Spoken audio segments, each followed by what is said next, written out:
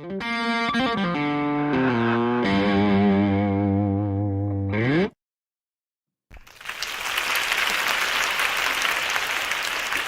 morning, good morning, good morning, good morning.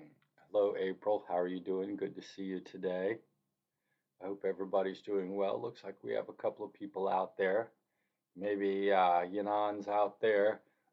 Maybe John Ramos, I'm not sure. Maybe even Amber Casey. Who knows? It's great to see everybody. Thanks for coming today. And thanks to those of you who were in webinar last night. I thought we had a really good time. Okay, Amber, as usual, will be interacting with me on the road. You know, we should call this your on the road psychology class, Amber, because you always seem to be driving when we meet. Good morning, Christine. Good to see you. Thanks for coming today. All right. And we got John Ramos in the house. Good morning, John Ramos. Thank you very much. And I know Yanan's hanging around here somewhere. Uh, I'm sure they'll type in and chat hello in the next couple of minutes. So, Christine, so I'm sure they'll be in here. I'm going to get my booster shot today. Yay! It's been 6 months since my first COVID doses, so I have to go get it today. So I'm wondering, have any of you had the booster yet? How did you feel afterwards? Were you sickly or not? Good morning, Yanan. We were just talking about you, and I was saying that you should be showing up any moment. It's good to have you here today. Nobody did any booster shots. If you did, I'm either listening to my bio lecture or a crime podcast. There you go. Always working on self improvement one way or another, that Amber Casey. Sounds good. Hopefully, my video's coming through well today. My sound's coming through well today. I've got everything cut off of the system, so hopefully, you aren't having any trouble with the broadcast today. Let me know and I will fix it if something happens. I'm tired. Holy cow, I couldn't get to sleep last night. I got up at 3 o'clock this morning and just sat there. So, but now that class is here, I'm sleepy. That's about par for the course, don't you think? All right, well, it is 9:01. We've got 5 people in the audience, which is a huge crowd. Holy cow. It's a crowd for me in today's live class. So let's go ahead and get started, shall we?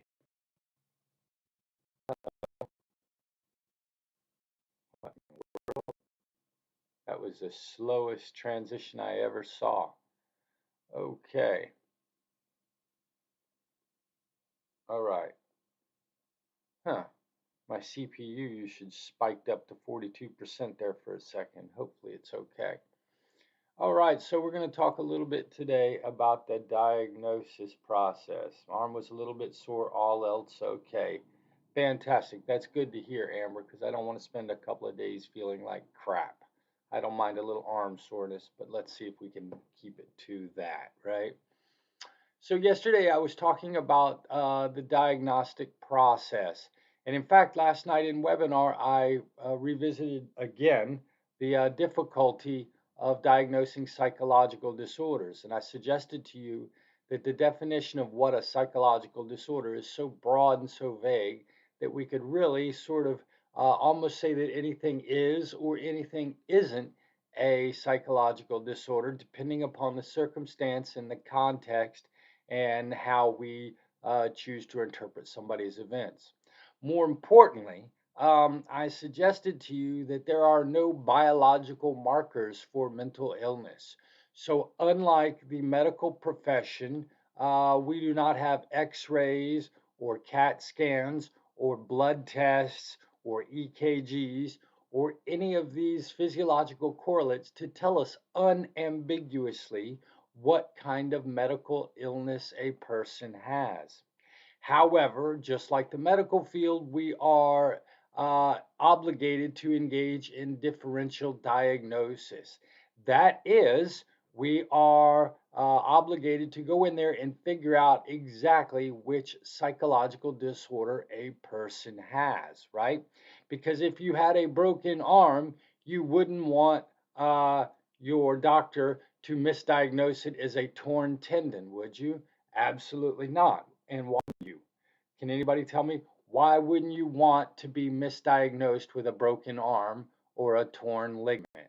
What would be the problem in misdiagnosing those medical conditions? Can anybody tell me?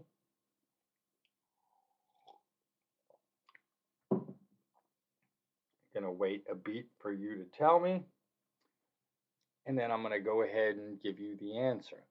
Well, because if you get misdiagnosed, then you are going to be treated improperly, right? If you have a broken arm or a broken leg, you need that thing set and put in a cast.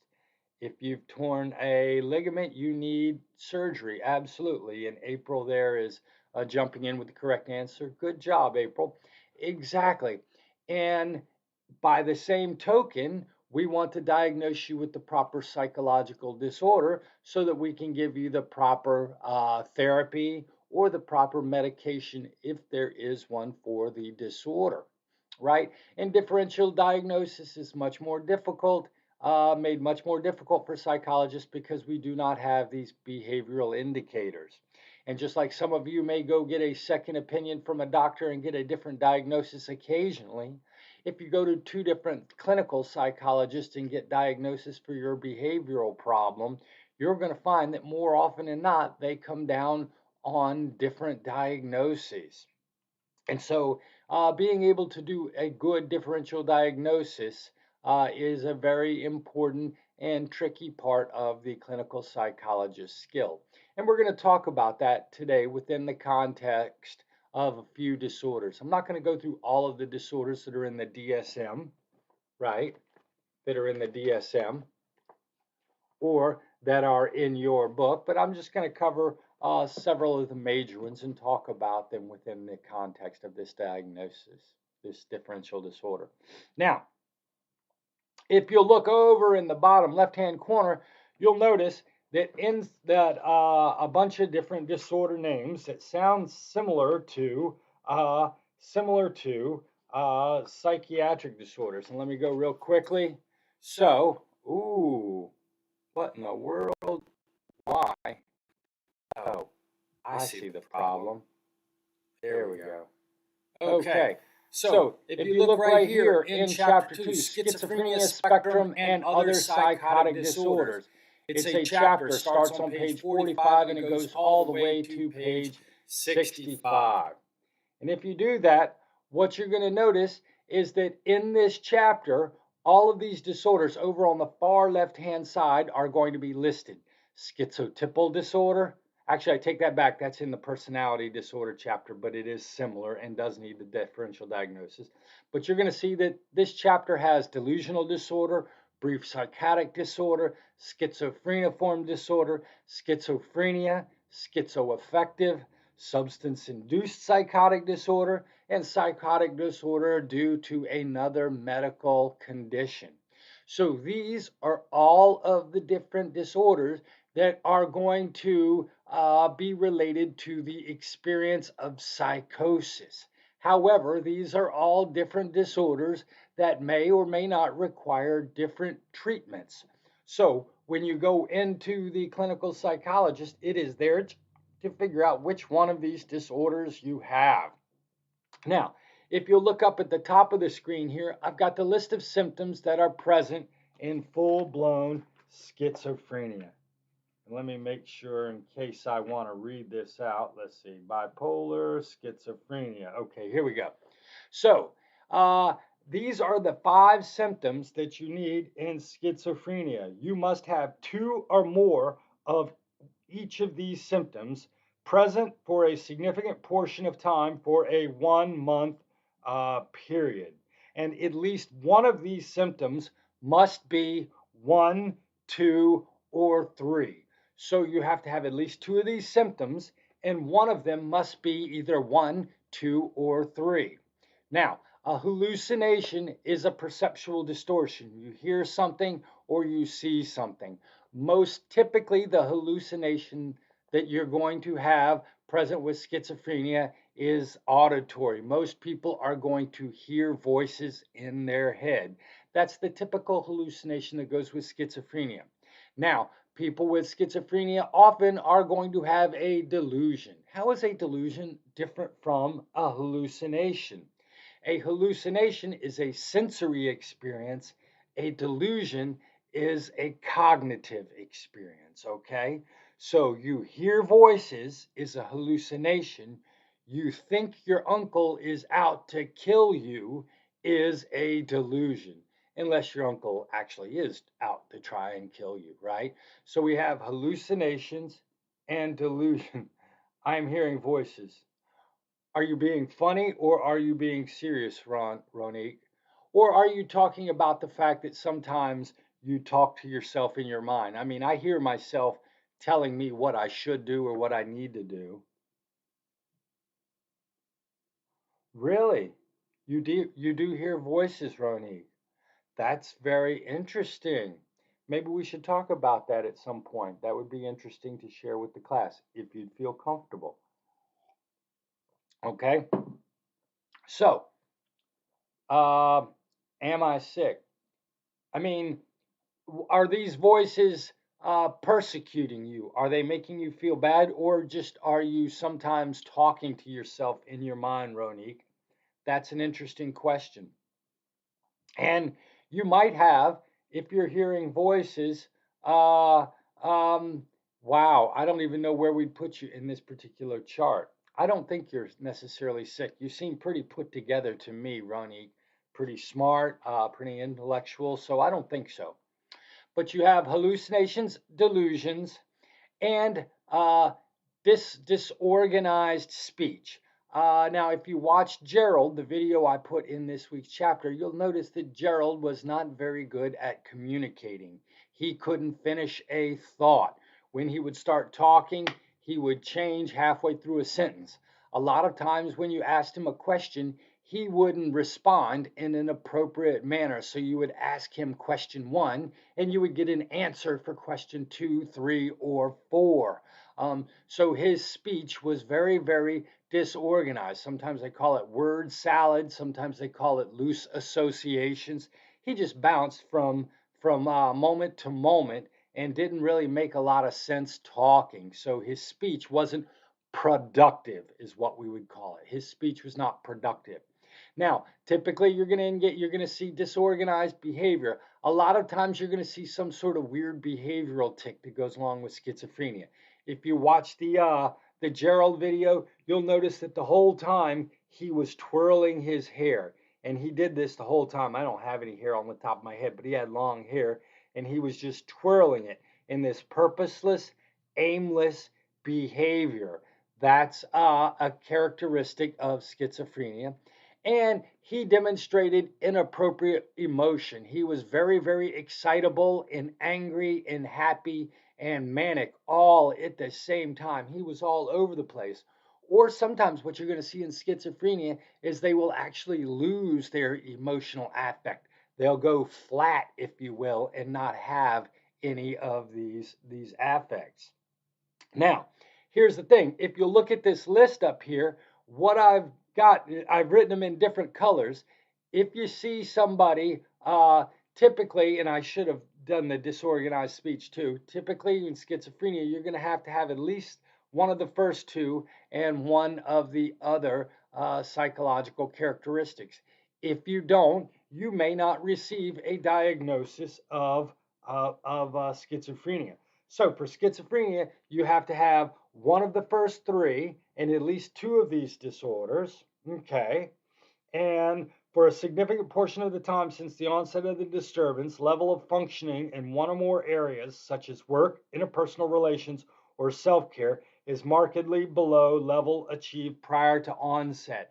So you're going to have trouble working, your family relationships are going to be messed up, or you're going to have difficulty taking care of yourself. And what you're going to notice is a lot of people with schizophrenia quit grooming, they quit their self grooming. Their hair is going to get all messy. Their clothes are going to get all messy. And so you're going to notice that their self care and their cleanliness dips down. So you're going to have to see that. Continuous signs of the disturbance persist for at least 6 months, and it must include at least 1 month of symptoms that meet the first criteria. That is, for at least 1 month, they have to have 1, 2, or 3. And you have to rule out schizoaffective and depressive or bipolar disorder. And this disturbance must not be attributable to the physiological effects of a substance. And if there's a history of autism, there's an additional diagnosis that you have to go look at.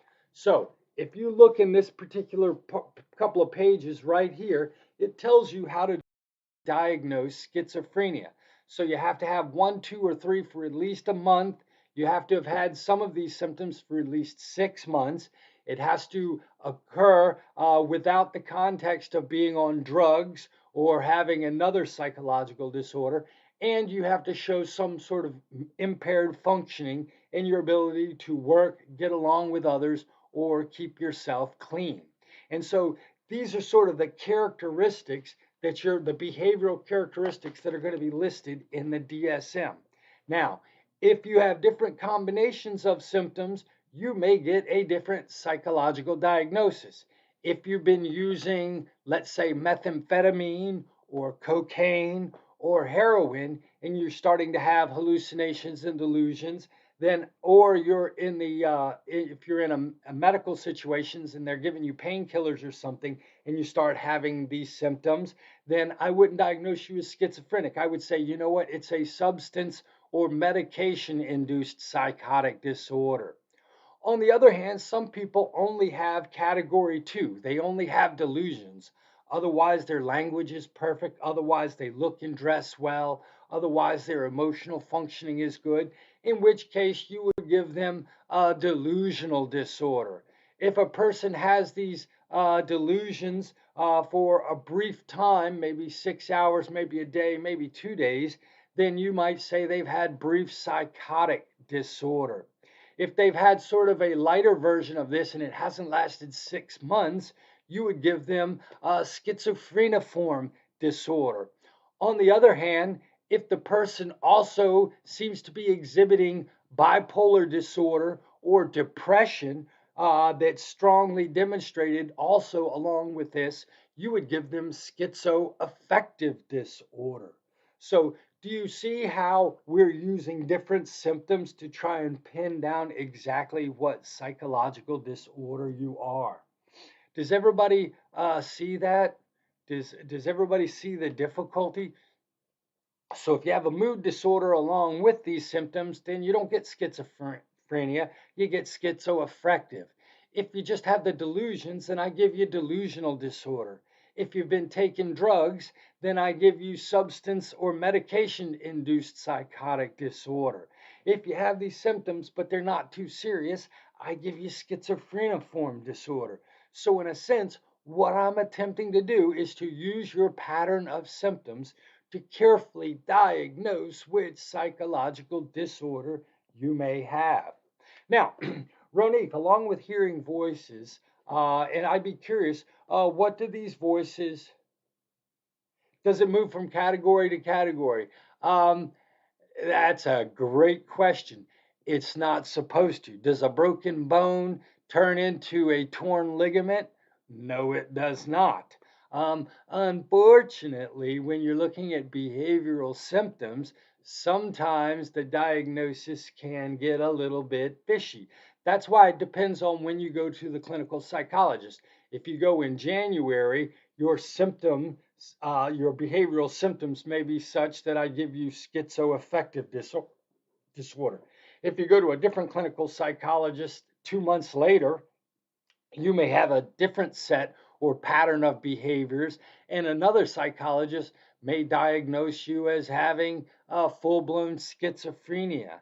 Or you may go to a psychologist 2 months after that when your symptoms get much better, and your psychologist may say you only have delusional disorder.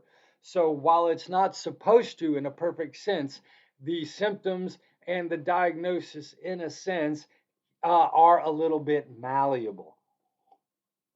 Now, I will tell you, if you go to the same clinical psychologist They're not going to change their diagnosis. They're going to stick with their original diagnosis because they want to feel and be consistent. But the question is, if you're just evaluating someone based on behavioral indicators and not blood tests or other physiological matters, yes, the diagnosis can get a little swimmy, if you will. That's a great question. Now, here's the deal. Those voices that you hear inside your head, what do they tell you? Now, your book's going to talk about some of the delusions that you're going to see in people with schizophrenia. Now, remember, some people have just delusional disorder. So they don't have the hallucinations, they don't have the disorganized speech or the disorganized behavior. They may just have the delusion, in which case we would say that they have a delusional disorder or what we call a thought disorder. Now, some people believe that people are out to get them. They have a delusion of persecution, right? Some people think that they are being communicated to by the Pope or by Tom Cruise or by another person, and so they may have a delusion of reference, if you will. Some people may think that they are somebody important. I remember Graham Nash, a famous Nobel Prize winning economics professor from England, suffered from grandiose delusions. He walked into his class one day during his 40th year and announced to his class that he was the king of Sweden. And he really believed he had become the king of Sweden, right? Sometimes a person may believe that they are somebody different. They may believe that they are Jesus Christ, or they may think that they are working for the FBI. They may have an identity delusion. Sometimes the voices in your head tell you that you're a horrible person, that you've raped or killed people. If you remember from the Gerald video, his voices were always telling him that he had attacked women. So he was suffering from persecution and guilt delusions. And sometimes we make the joke about the tinfoil hat. I don't know if you've ever heard that slang term used to refer to people who are having a delusional disorder. But we talk about them wearing the tinfoil hat. Sometimes people believe that their brain waves are being taken from them. These people think that they are called thought broadcasters. And sometimes these people will put on what they believe to be insulative caps so that people can't steal their thoughts. Now, I don't know if any of you have heard of this, but there's a delusion that's going wild on YouTube now. Google, Google, Google, what's it called? Gang stalking. Gang stalking, okay? And I'm going to write that down for you. Where's my pen? I don't have my pen. It's up. Here we go. Okay, I got it. If you Google this, it will trip you out. Gang stalking. Okay? And what you're going to find is that there are people who literally, now that we have YouTube and you can share videos and people have cheap cameras, access to cheap cameras, there are people who go into public places and film the people that they think are stalking them. And it's quite scary because now you can get validation from other people who are suffering delusions. And what you're going to get is there are whole communities of people who think they are being gang stalked by the FBI. And they'll go down to Walmart or Target or any parking lot and they'll just film people walking by saying, see, that person's watching me. That person's watching me. And there's actually a town out in California. I couldn't find the video. I was going to share it with you this morning of a bunch of people who have moved to this town and have gang stalking communities where they get together and talk about gang stalking. And they have this thing called voice to skull, is what they call it. Voice to skull. And basically, these people, These people just have a control delusion that goes along with their persecution delusion. And these people think that their thoughts are being put into their head and taken out of their head because of a little implanted computer chip in your brain. Okay, and so these are all the delusions. Now, some people will have just a delusion, and in which case you'll give them thought disorder or delusional disorder. And sometimes they'll have these delusions within the context of full blown schizophrenia, or they might have these delusions within the context of schizophrenia and depression, and you'll give them a diagnosis of schizoaffective disorder. Does it sound complicated enough to diagnose people yet? I noticed that I've got Ronique making comments. Does anybody else understand? Have I been clear in what I've tried to say? I hope that's made sense. And so that's sort of the difficulty of diagnosing people with schizophrenia. But I do want you to know these 5 symptoms for the test. And I want you to know the difference between a hallucination and a delusion, what a differential diagnosis is. And I wouldn't mind you being able to identify examples of these different sort of delusions that people may have. Okay? Yeah, it's very, very freaky. I highly suggest you folks go online after class and Google gang stalking to check it out. It will freak you out. Okay? Now, here's the deal. One of the things that psychologists also do, just like medical doctors, is we try to discuss what causes these disorders. So I want to know what causes Parkinson's disease, what causes high cholesterol or heart failure. We want to know what causes these, and we also want to know how common they are. If you've ever been into a doctor and you've had a rare disorder, your doctor will usually tell you, man, only 1 in 10,000 people get this disorder. They're giving you the incidence rate.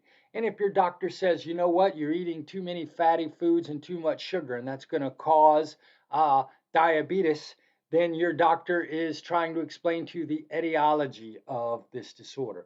Same thing exists for schizophrenia as well. We do the same thing with schizophrenia. And actually, this is the desk reference, so it doesn't have incidence rates.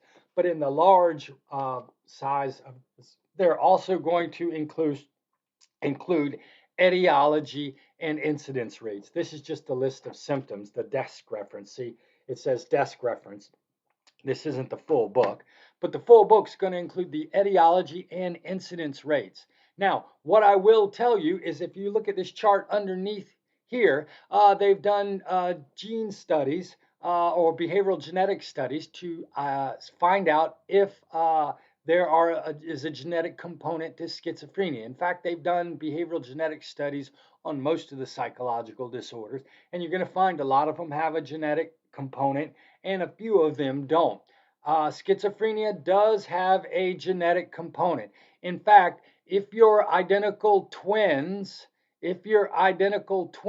has schizophrenia, you are almost 50% likely to develop schizophrenia as well.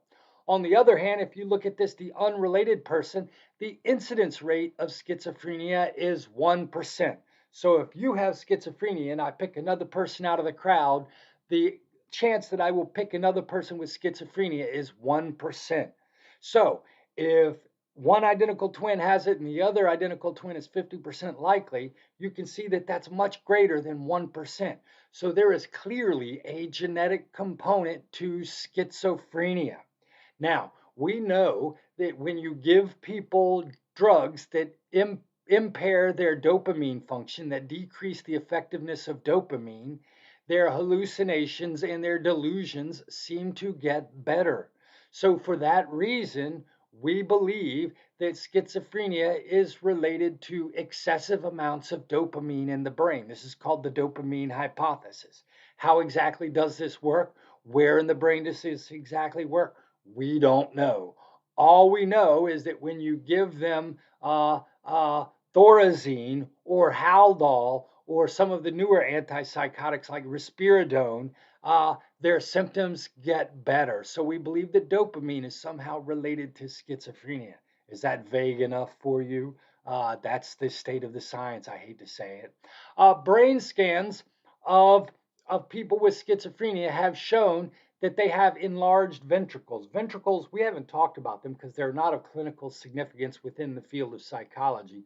But inside your brain, you have these holes called ventricles. And this is where cerebrospinal fluid, the fluid that bathes your brain, is made. And you have these little bitty holes. You have 4 of them inside your brain. What we know is that brain scans of people with schizophrenia show enlarged ventricles. Because these ventricles are bigger, that means their frontal and temporal lobes are smaller. These holes impinge on these different brain areas. So we think that people with schizophrenia may have less frontal lobe or medial lobe matter in their brain. Again, pretty stinking vague, right? Now, I mentioned the diathesis stress model yesterday briefly. And basically, the question is, if schizophrenia is genetic, why do we not see it before adulthood? Schizophrenia is extremely, extremely, extremely rare, almost, let's say, non existent before the late teens in people. Now, it's usually comes on a little earlier in men than it does in women. So your men may start developing these symptoms in the teen years, and your females are going to develop it in the early 20s. Why, if it's genetic, does it take so long to appear? And psychologists have suggested the diathesis stress model. And so, what they suggest is it's a combination of a genetic factor or some sort of environmental insult that damages these frontal and medial temporal lobes. And what you need is, along with that biological problem, you need a stressor. Remember when we talked about stress a couple of chapters ago? And stressors begin impinging upon you in your late teen years. That's when life gets really difficult, right? Before then, you are pretty much taken care of and you can avoid stress. But the idea here is that some people develop schizophrenia because they have this genetic quality. And what happens is it takes the environment to start putting stress on this person to cause their condition to finally become uh, apparent, if you will, right? Now, here's the deal. We have some 18-year-olds out here. We have some 20-year-olds. You might ask the question, holy cow, am I going to wake up tomorrow with schizophrenia? Absolutely not. Your book doesn't talk about it, so it's not on the charts here, but there is usually what we call a prodromal period. So for a period of 1 to 2, maybe even 3 years, your behavior is going to start declining. You're going to start withdrawing from people. Your emotions are going to start getting a little weird. You're going to become less communicative. People don't just wake up with schizophrenia. They have problems for several years before they descend into full blown schizophrenia. So it doesn't happen overnight. There's usually a period when people say, man, something's not right with Gerald. Gerald's been acting funny the last year or the last 2. I'm really worried about Gerald. So there's a period before it hits. Now, the incidence rates, it's more likely to, it's 1% likely. That's the incidence rate. Now, it is more common in men than in women, and it occurs earlier in men than in women. One of the things that you're going to notice with psychological disorders is most of them do show a gender difference. Now, here's how you can tell the gender difference. Most psychological disorders that are what we call externalizing, that is where people act out, like schizophrenia, like antisocial personality disorder, are going to be more common in men than they are in women. On the other hand, psychological disorders that are internalizing, that is, where you're thinking and you're depressed or you're anxious, and the disorder is not so much one of acting out, but one of thinking and being neurotic, those disorders are typically going to be more common in females. So females are more common or more likely to become depressed or anxious. Males are more likely to become antisocial or schizophrenic. So there is a basic gender difference in the onset in psychological disorders. And what you're going to notice that there is this difference with schizophrenia between men and women. And not only is it more likely in men, but it tends to occur earlier in life, the late teens, as opposed to the late 20s. So, if you started developing schizophrenic symptoms in your 30s, the doctor would be very unlikely to give you a schizophrenic diagnosis. Instead, they would look for lots of other causes. They would be they wouldn't quickly jump to the schizophrenic diagnosis because it's not supposed to happen then. They would look carefully to see if you've been taking some sort of drug or some sort of medication that can be used to explain the disorder. Because as far as we know, schizophrenia typically occurs in the late teens to early 20s. And conversely, you are hardly ever going to see schizophrenic symptoms in somebody 10 or younger. I think there's actually a case of that made the Oprah show. It's so freaking rare that it's on the Oprah show. But I think if you Google Oprah and girl with schizophrenia, you will be able to watch a video of a girl, a young girl. I think she developed or demonstrated schizophrenia in 5 or 6 years old. And the reason that she's on Oprah is because she is so atypical. Okay. Now, there are different patterns of schizophrenia. Uh, so I mentioned the prodromal period. There are three broad patterns of what you're going to see with people who have schizophrenia. Um, there are some people. Is the slide specific? Yes, this side is specifically for schizophrenia. This is specifically for schizophrenia. Very good question, Christian. And Kristen, I should go back and change that. Now, this is the different patterns for schizophrenia. What you're going to see is that occasionally some people are going to have a schizophrenic episode and then they are going to get better. And you may even give them a diagnosis called brief psychotic disorder. So, about 22% of the people are going to experience one schizophrenic episode where they have these symptoms and then the symptoms go away and they never have them again. What you're going to notice is that probably a third of these people are going to have intermittent periods of schizophrenia where they show normal functioning in between these periods. You'll see 35%. And you'll notice that the person goes up, has a schizophrenic episode, and then they're normal. Schizophrenic episode, normal. Schizophrenic episode, normal. And then what you're going to see are people like Gerald. He represents the group 4 down there. Gerald is what we call a chronic, okay? Because he has schizophrenic episodes and they may get worse and they may get better, but he is never not sick. And so Gerald wakes up every day. Sometimes his hallucinations and delusions may be better, but he's always going to have evidence of impairing schizophrenia. So we might call him a chronic, okay, a chronic schizophrenic. So really, I like to think of it as in three broad characteristics. Some people will have one schizophrenic episode.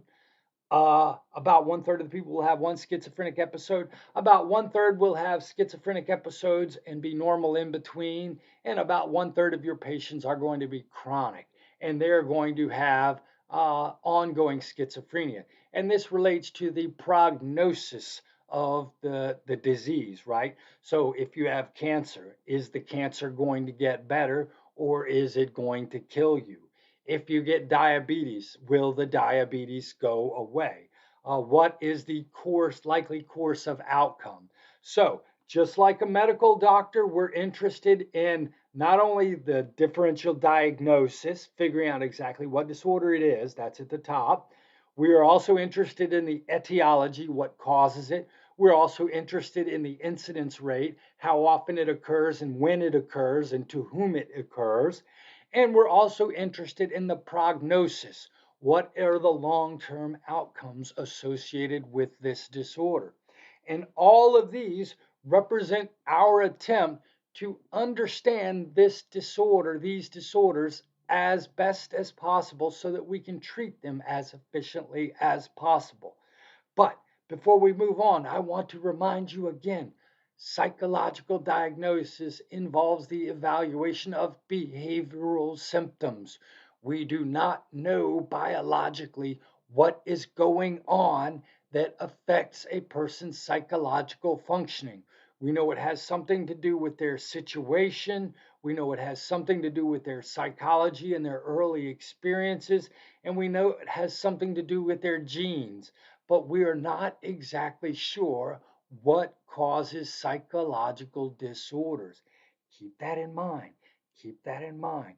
And just remember, nobody knows exactly what's going on physiologically, right? So anytime somebody tells you that they know exactly about this disorder or that disorder, question them carefully because we really don't.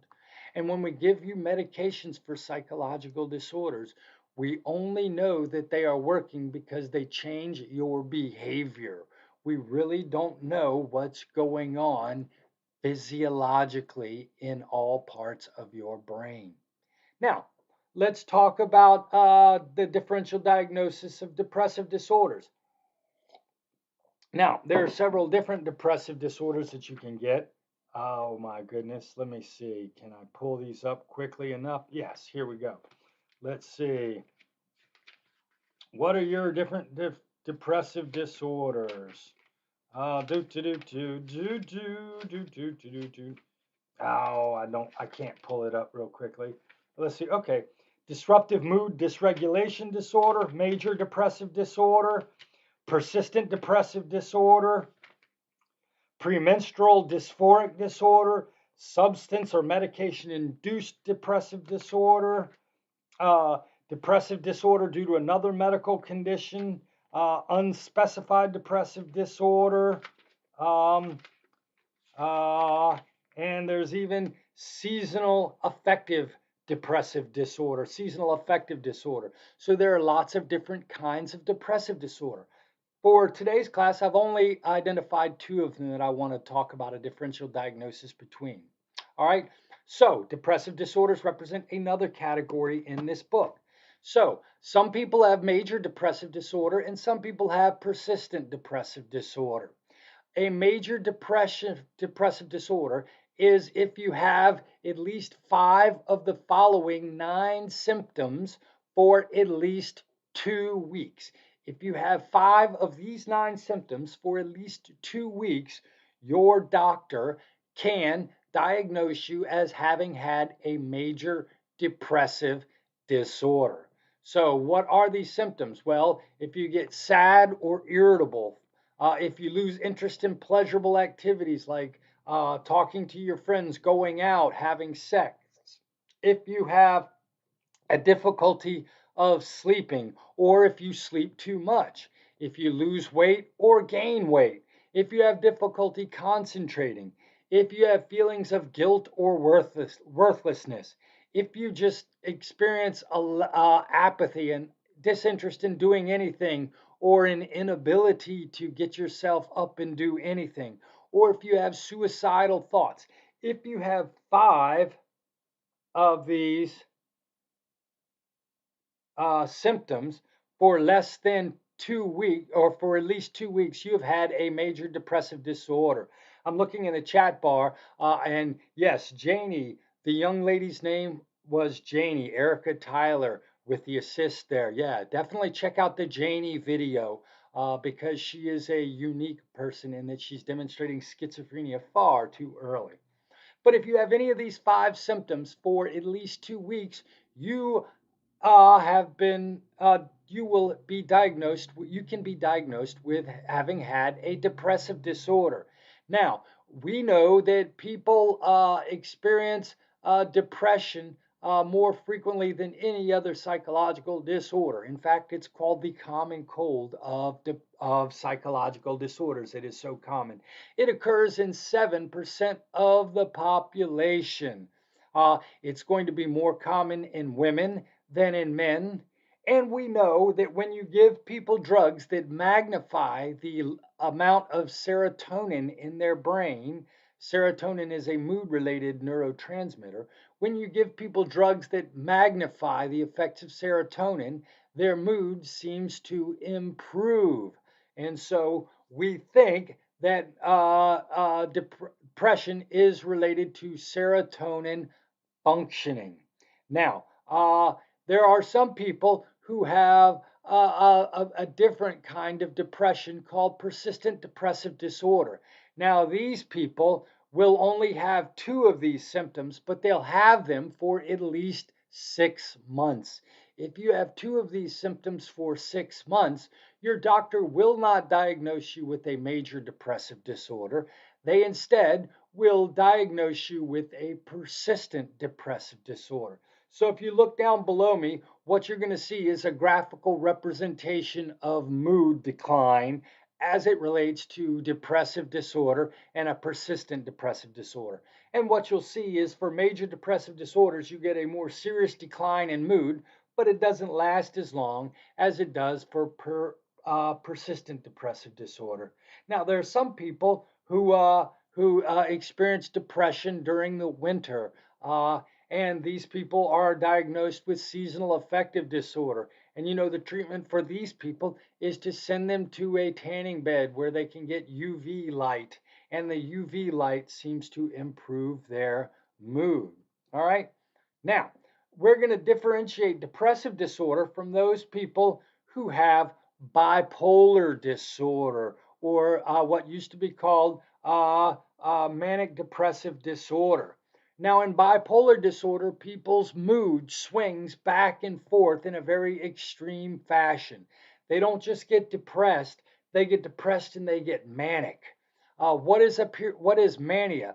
Manic period is a period of persistent, abnormally elevated good mood.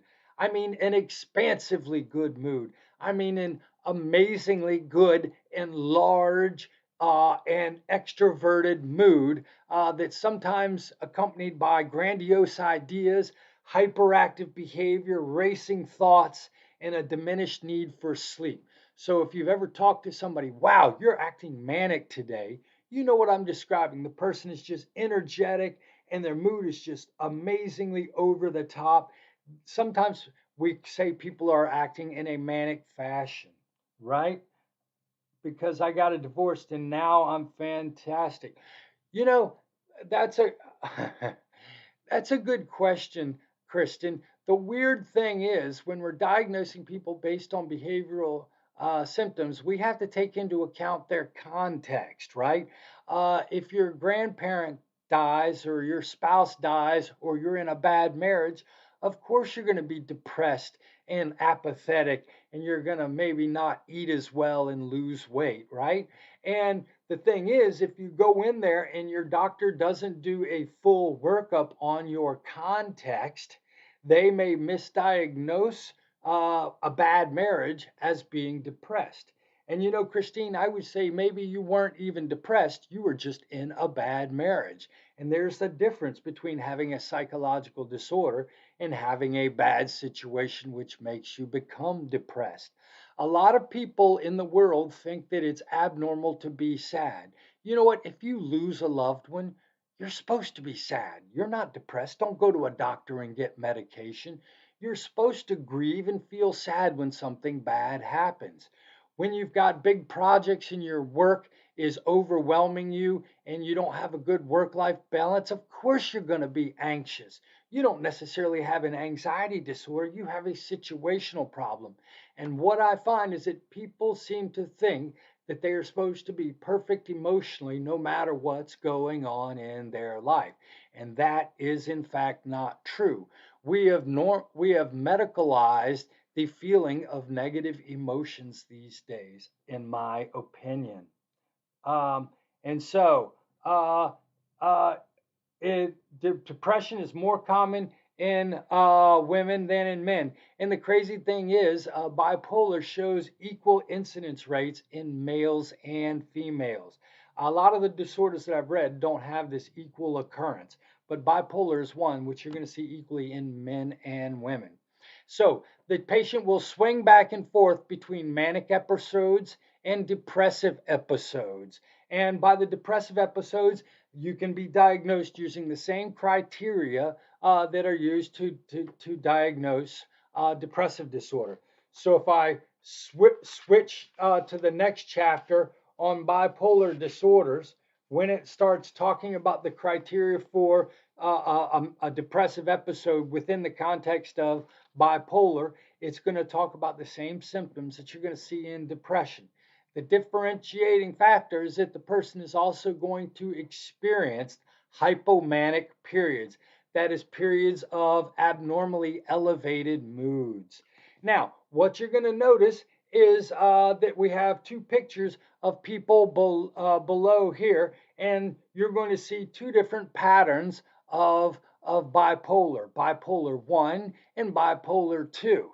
Now, in bipolar 1, the more dominant feature is going to be the mania. The person's going to have depression, but they're going to have bigger, longer, and more severe periods of mania. Okay? With the bipolar 2, they're going to have manic periods, but they're going to have bigger, longer, and more severe depressive episodes. Okay? So bipolar 1, you have the mood swings, but it's mostly mania. In bipolar 2, you have the mood swings, but it's mostly depression. Why does this matter, Chris? Well, because they usually give you two medicines. They usually give you two medicines for bipolar. One is a mood stabilizer, usually lithium bromide. Lithium is a mood stabilizer. It evens out the mood swings. But then if you're manic, if you're bipolar 1, they will give you antipsychotics to go along with the mood stabilizer. Because what you're going to find is that people who are in hypomanic periods, they act so crazy that sometimes they actually look like they're schizophrenic or delusional. And so those symptoms are characteristic of schizophrenia. So they're going to give you the mood stabilizer and they're going to give you the antipsychotic measures. On the other hand, if you're a bipolar 2 person and depression is your dominant feature, they're going to give you the mood stabilizer, the lithium bromide, but they're also going to add the antidepressants to elevate your negative moods. So, this is sort of a great example of the differential diagnosis and why we need that. Does that make sense? When you take your med, yes, exactly. That's what people say. Did you take your meds today? They're making a joke. It's really not that funny, but yes, it's sort of inappropriate, maybe. All right, I'm running out of time.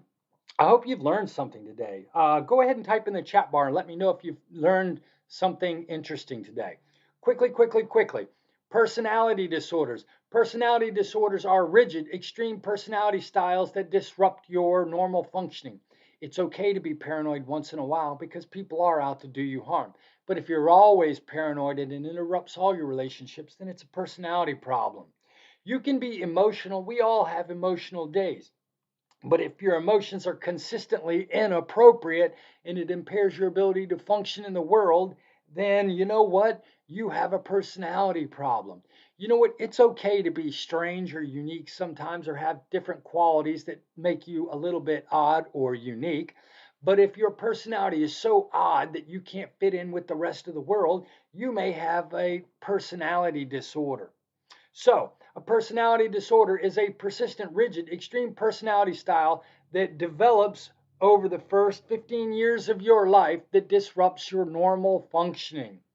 Personality disorders are difficult to treat because they're what we call egosyntonic. Your personality is who you are. Most people who are depressed, they feel the depression set in on them. Most people who are schizophrenic feel the psychosis set in on them. But your personality is who you are, just like your intelligence is who you are. So you can't really remove a person's personality. It is who they are. And so these egosyntonic disorders, like personality disorders, are very, very difficult to treat. And we might talk about dialectical treatment on next week as a means of treating them. But there are three broad clusters of personality disorders. Sometimes people act in a way that is so odd that it's hard for them to fit in with the world. Sometimes people are so emotional that it is hard for them to fit into the world, or they have inappropriate emotions like lack of empathy, right? If you're an antisocial personality disorder and you can't feel, you don't care about the pain you cause to other people, that's a personality problem. Or if you are so anxious and uptight and nervous about being around other people that it impairs your functioning, you can have a third category. So we typically talk about three broad categories: the odd or eccentric personalities, the dramatic emotional or erratic emotion personality disorders, or the anxious or fearful emotional personality disorders. Why do we use these three broad categories? Well, because it's often difficult to specifically categorize a person's personality disorders. Now, in the DSM and in the international version of this called uh, the ICD, which is used internationally, they specifically denote specific personality disorders. And you'll notice that there are 10 specific personality disorders here. There are people who have paranoid personalities. There are people who have schizoid personalities, which are totally detached from social relationships, and they just don't seem to be interested in human beings at all. Then there are some people whose personality almost makes them look like they're schizophrenic, but they're not quite schizophrenic. So there are different ways you can be odd or eccentric. You know what? There are different ways to be emotional. Some people are antisocial personality disorders. They don't have a sense of empathy. Other people have explosive personalities and they get super mad at people and blow up, and they either love you or they freaking hate you and want to kill you. Those are borderline personalities. Some people are attention seeking to an incredible degree that they use emotions to get attention. They're histrionic people. And some people are so self focused on themselves and how wonderful they are, uh, that they need other people to validate their self opinions. They're narcissistic. Then you have people in cluster C. Some people are so anxious that they don't want to be around other people. Some people are so weak that they need other people to make decisions for them and they are dependent. And then some people have personalities where they are so into order and timeliness and having everything be perfect and clean that it disrupts their personality, their interpersonal functions. And we cause these people obsessive compulsive. Now, the reason that we differentiate between the broad clusters is because it's really hard to find the distinctions between these categories. It's impossible to find a person who represents only histrionic and not histrionic and a little bit of borderline and a little bit of paranoid. These differentiations in personality, there's a lot of discussion about whether or not we need 9 categories or 10 categories. And in fact, what you're going to find is a lot of people will exhibit 1 or 2 or 3 of these at the same time. In fact, what my friend, the diagnostic clinical psychologist, says is these patterns, they occur in patterns such that sometimes doctors will say, oh, this person's a 167. So they're paranoid, they're histrionic, and they're narcissistic all at the same time. So, in a sense, people will have patterns of these personality features at the same time. Yes, absolutely, absolutely. And so that's a good question. And when we go back to down here where it says schizophrenia, you'll notice it says psychotic disorder due to another medical condition. Now, I'm not saying your hormones will make you psychotic, but what I want you to know is that almost every disorder is going to have a depression related to another medical condition, bipolar related to another medical condition. They are typically going to understand that medical conditions, hormone imbalances, surgery, cancer diagnoses, all of these things can cause people to exhibit symptoms which look like a disorder. That's a great question, Amber.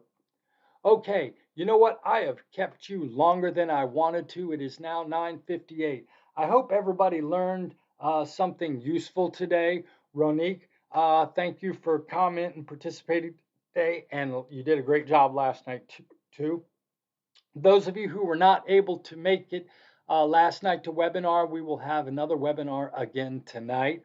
Remember, your discussion board is also due. So I hope you do at least the discussion board or the webinar. And of course, I want you to do them both and get extra credit.